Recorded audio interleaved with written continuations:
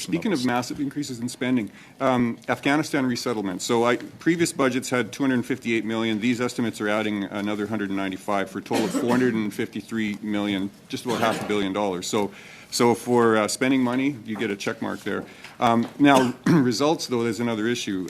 I see on your website 9,000 Afghans have come in under the special immigration measures, 670 out of 5,000 interpreter family members.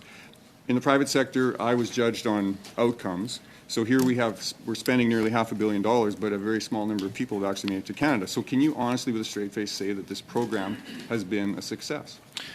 Do you know how many Afghan refugees came here under the Conservative program that existed over 4 years before we formed government? The question is for you, Minister. I'll tell you the answer. It's about 800. And we have now welcomed more than 25,000 Afghan refugees. If you think that's insignificant, feel free to take that message back to Yorkton. I don't think that's insignificant. The fall of Kabul happened under your watch, so I would expect that that's something that you would deal with. But I'm talking about the special immigration measures, and I'm talking about the Afghan interpreter family members. Those numbers are still relatively small.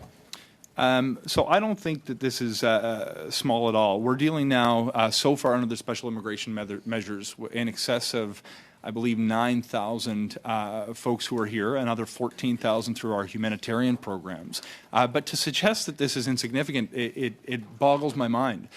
More than 25,000 people who were facing persecution, potentially torture or death at the hands of the Taliban have been given a second lease on life. I have met them. They are living in our communities. They are people who contributed to our mission in Afghanistan. They are people who are...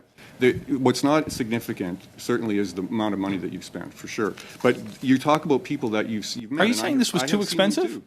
Is your argument that it was too expensive? My argument is... Do you know how many refugees you committed to take in your campaign platform in the last federal election? There are people... The answer is zero. Minister, there are people still waiting... The answer is zero. They're stuck in limbo in other countries. They're sitting in Pakistan and other countries waiting to come to Canada because the program is going so slowly. What do you say to those people who aren't here yet?